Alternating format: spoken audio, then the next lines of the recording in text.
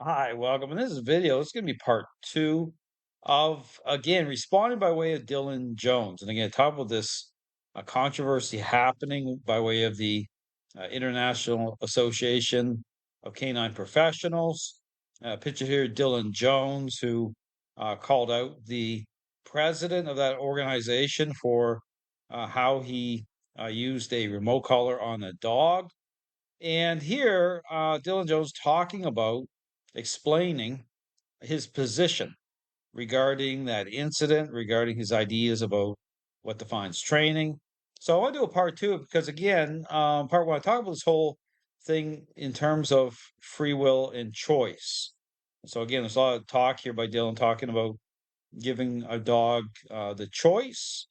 But again, this is where all the confusion is in the dog training world. When I talk about what defines training. I talk about the context of free will and choice as it relates to a relationship problem and how this opens the door up in terms of a counterfeit picture, a change. Again, talk about response. I talk about the criteria to to be able to assess properly whether or not the perception of dogs have actually changed the right way. And with these trainers who again fail to provide critical thinking as to why this picture that they're painting this way would be problematic. And again, just look at the amount of dog owners who have encountered a counterfeit picture and the blame shifting, okay, that happens as a result. So again, so much of this is just about appearances. Trainers who are just focused on response in a very superficial way, who fail to even step back to ask the questions they need to ask. So here I'm gonna play some more of this video again. As again, you get Dylan Jones talking about his idea about training. Again, he's followed the Ivan Belnavov approach to training without conflict. I talked about that in terms of again of whether or not the core ingredients I talk about influence and control are reconciled at the social level. They are not in terms of a intentional method. So let's play some more of this and respond to some more of this video put out again by Dylan Jones. To good rehabilitation and good dog training. And that is the dog being put in a position with an illusion of choice. So again, this big thing about choice. Now, again, if you watch the video, and again, talk about that, the president of the association using a remote collar, but again, I talk about the right conversation, okay, in terms of how everything funnels, okay, in terms of intent, the dog understanding intent. So you talk about choices that way, but within the framework of of demand. Okay, understand this is about bringing it to that level where you're bringing in those core ingredients, okay, to affect change. And again, I talk about line this up with a parent example in terms of just applying the same question as to the context of free will and choice. Once a selfish child is already selfish, okay, just think about that in terms of what your focus is in terms of what represents change. Do you just look at that, just engage this way and look at responses in a very superficial way? Or is it more going on in terms of your parental role? Well, there's more happening, okay, within the framework of the authoritative parenting style. So I talk about parental influence, talk about certain interplays with the parent, talk about what's revealed with parental influence as part of, okay, again, the interaction. And again, it's the same holds true when I talk about how dogs can look a certain way and not be, okay, and even control itself, okay, offering up the illusion. He's talking about the illusion here. I'm talking about the illusion of a dog that actually looks balanced, okay, in certain moments that looks like that percepts dogs are changed in the right way when they're not. Okay, so understand the core ingredients being reconciled. That's what gives you the right information. So I talk about how leashes are used as a connection point, the interactions themselves, in terms of revealing the truth as to what's happening. So here he's talking about choices, but it's about understanding when you're applying this idea the way he's applying it, and given this, making it about free will and choice. Well, understand there's a problem with that. Okay, especially these trainers who are again assuming things that aren't true in terms of appearances that way. Choice is the crux of everything when you're rehabilitating dogs that have behavior. But again, you have to put it in context once within the parameters of a relationship problem. See, this is the problem here with these trainers. They don't get this. I talk about, behavioral issues escalating, even tying that in properly in terms of relationship problem. You don't hear these trainers talking that way. Just like as a child becomes more and more selfish, behavioral issues escalate. Behavioral issues. The dog knowing there are consequences, good and bad, to my actions, and I am a free acting agent with the ability to choose which way to go. That's the point. There are other issues too with what he's doing where you just completely obliterate any chance that the dog will trust you. You are likely going to force the dog to double down on their perception of human interaction being bad. These are all. See, now he's just adding his own opinions to it, right? To understand, this is where the emotion comes in, right? He's just like, because understand when you operate off, you're dialed in this way, right? Even the ability to be able to properly reconcile the reactions, I mentioned this in the other video, by way of the relationship, okay, that doesn't happen, okay, because again, those core ingredients dialed in, and certain reactions are happening. These trainers will start to put out the word abuse, okay, just like force-free trainers. You see that with these trainers. All problems too, but the choice issue is the major systemic topic. And of course, the muzzle, I don't want to go off about muzzles. Muzzles enable this type of dog shit training. So now he's got a problem with the muzzle. What I mean by the dog shit, the garbage, is the trainer has the dog on a 5-foot line. The dog is trying to leave, and the trainer is pinning it in place. So that word, pay attention to the inflammatory language, okay, for these trainers, like pinning it in place. If you watch my videos, okay, it's the same type. We talk about, the right conversation, but you talk about a power play, okay, beyond just, how things physically appear. Again, I talk about, you know, um, being dialed into the relationship properly. The dog, again, when you're doing it right, the interactions, the dog does have a choice. Okay. Some of these trainers, though, how they're moving in again, that individual with the remote collar, I talk through that. That's not the right language, okay, in terms of, intent, clarity, dog understanding intent. And that matters. Okay. That'll escalate. That will cause the dog to go into high challenge.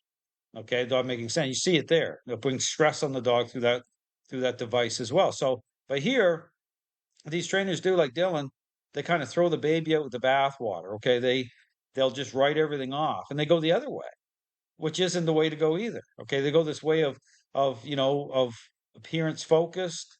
The themes I talk about: bribery, accommodation, negotiation. When does bribery become bribery? Bribery becomes bribery when you're engaging a relationship problem this way, and you're assuming that those responses represent the perception of dogs are changing the right way. Well, based on what exactly? Okay, understand this is the whole thing about being able to put the picture to the test. And molesting the dog. Oh, molesting. Okay, so same Zach George type of language. Now, here's the interesting thing. When I've gone into this guy's comments about this whole thing, he comes off very nasty. Okay, just very the type of saying he hopes something bad happens to the person. I put a video up about that, and so just the same type of inflammatory rhetoric you'd hear from someone like Victoria Stilwell. Until it tries snapping through the muzzle, at which point I believe he's putting his finger down on the e-collar remote. Again, there's no like sound box or anything I'm trying to watch, but he's clearly tapping the dog quite a bit with the e-collar for a choice that the dog was forced into. The choice the dog is forced into, right? It's this whole thing about, yeah, it's supposed to be if it's done right. Now, again, I'm not saying about the President's Association doing that right, okay, but here's the thing: is that Dylan's taking it to the street. Okay, he's not putting things in proper context. So I talk about choice, demand, right? And again, reconciling the response to the relationship through that, but it has to take the form of a demand.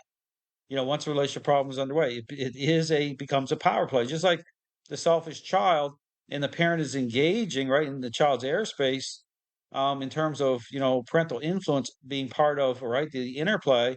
You're gonna see pushback, not liking. That's normal. Okay, there's a not liking. I don't, but again, coming into agreement through right the parenting style aligning properly. See, proper alignment. That is what's wrong. So inevitably, even though I've shown this, I cannot tell you how many times, and I will continue to show it until I quit dog training, which will be when I die. This guy's very arrogant. But again, coming off like, and understand this is so when you don't get it right, okay, and when things don't line up, and when you're again using certain inflammatory language, understand it amounts to nothing more than virtue signal. That's all it is. What would I do instead? I would have protective gear on. There we go. We got the protective gear with like Larry Crone, right? To get the bite suit on. I did a video on this. Allowing control to manifest, right? Allowing the dog to express control that way. That's not how you want it. That's not how you want to deal with this. But then when you get all mixed up in this whole thing about free will and choice, this is what happens. It's a slippery slope towards the bite suit. I would have the dog on a long line, and I would let him do what he wanted. Let him do what he wanted, right? It's that same Zach George craziness, right? The slippery slope towards force free. I mean, really. But understand, balanced dog trainers, they're walking that fence anyway, the ideological fence. So they play both sides. So it's a pretty, it's a pretty easy slide towards the other side. Okay. Now, assuming that we're at a stage in training where I think that punishing the aggression would be appropriate, which in punishing the aggression, right? So it's about intercept. Make it clear. I make the distinction between the role of influence, intercepting, okay, versus changing focus. Understand there's a marked distinction there. Okay, between again intercepting, but in a proactive way. So just as being dialed into the dogs, when I talk about the dogs level of stinking thinking. Go watch the videos they did on the Miracle Canine ones. They're excellent videos on this whole issue about stinking thinking and being dialed in. Most ideal scenarios for me is not something that happens early. Let's just say for the topic of conversation that I did decide we're going to get on the dog right now. He would have a line on, and if I walked in and he wanted to get away from me, I would allow it. You'd allow it. Right? This is the whole thing. I talk about this whole thing about your role. Bring it into a state of, again, of a power play demand. Okay? So this whole thing about choice, people are all confused, all caught up in this thing. But again, what this is, it's an open door for perceptions of dogs not changing. Understand that. You can put everything I say to the test. Because the dog is choosing nonviolence. Nonviolence. Okay, there's that word again, the inflammatory language rearing its head. And that's how you can tell. Just like Zach George. Some of these trainers, they start using that word violence, right? Who said anything about violence? That's the point, right? But again, that comes from not being able to reconcile the responses of dogs to the relationship properly. That's where those words come from. Understand, that's that not being dialed in, a part of what balanced dog training represents. Now, if the dog's laying on the floor and I walk into the room and he attacks me when he knows this was not necessary and I could have done literally anything else, then yeah, it suddenly becomes very coherent to be like, dude, that's no good. But then now you're in the hospital. Okay, this is the problem with these type of reactionary trainers who aren't dialed in properly. Understand, bad stuff happens. Bad stuff happens. Because the dog had a real choice. I was not stalking him around See, the dog had a, so here he's trying to qualify how choice fits into this narrative. I wasn't stalking, I wasn't micromanaging, but again, context. Once a relationship problem is underway, go back to the selfish child scenario, trying to, reconcile your parental role. But if you try to reconcile this way, you end up in the permissive parenting role. I mean, understand that it's defined. Understand that when you start to, have certain feelings about certain things, it doesn't matter about how you feel about stuff. It's the reality of what it represents in terms of influence and control being reconciled or not. I mean, that's the thing. You can feel certain ways, but again, it's the reality of the situation and how it aligns. Okay, that's what matters. Like an emotionless freak, and this goes to more issues with this guy who he just like. It's this weird intersection where a lot of these like Lima force-free types have this horseshoe connection with a lot of these retarded compulsion guys, where they think that being as detached as possible from the dog somehow benefits. Nah, dude, it makes you look fucking creepy. So you talk about being detached. It's not about being detached, it's about being connected. Okay, it's understanding your role. Just like think of it like a parent. Like the mask has to come over. It doesn't mean you're being over the top, but you have to be the parent, right? And it can come off tyrannical. I mean, if you watch some of my videos with my board trains, dealing with aggressive dogs, it'll have a certain appearance from a certain level within the parameters of where the relationship is at its worst point. Okay, but that's just a small segment of where the change is happening. To understand that there's a point where even in terms of a selfish child, as a parent, you say, there's that point where you say, you know what, I have to engage this way. It's not that I want to. I'm doing the right thing because I do care. See, that's the thing that's all mixed up in this stuff with some of these training these individuals is that there's no clarity, right? They just want to try to label or put their opinions out, but it has to be grounded in reality. It's not with this trainer. Guy looks like a creep. Let's be honest, right? And I don't know where the So he talks about creep, but you go read some of his comments, how he's engaging these people who are challenging him at a certain level, and he just vicious the comment. So who's the creep? I mean, really? I mean, some of these trainers, it's ridiculous. It's a total hypocrisy here with how they respond. dog is at now. I hope it worked out. I hope the dog's okay. Maybe he is okay, but I couldn't find any follow up on it. But regardless, I've shown too many dogs. I've worked with too many dogs, had so much success. What does that mean? I mean, he would want someone like me showing up at his facility to do a proper audit. Okay. I mean, that's the thing with these guys. They say whatever on social media, and they're a dime a dozen. I mean, that's the thing. They can get away with saying whatever. That's why the dog training world is a mess. Is a mess. So this is nothing more than virtue signaling. I've worked with people and I've learned from people that are in a dimension of training skill that eclipse anyone at the IACP. So just arrogance. By like, it's different dimensions. Like, calling it different dimensions is probably underselling it, right? So to see this from the director of education is astonishing. So same thing. So yeah, you can take, and this is what happens. You take these individuals, they'll take that situation. I talked about it. Okay. Yeah, absolutely. It's problematic. Okay, but this guy's down the other slippery slope in terms of, of appearances, in terms of that open door, in terms of, perception of dogs not changing. Okay, so again, you see this all the time. You see this type of kind of picking the low hanging fruit, okay, of a situation, calling out the obvious. But then the question is, okay, how's this trainer? What's his approach in terms of reconciling the core ingredients by way of what he's doing? He's not. Okay, wearing the bite suits. Okay, I got a bite suit on.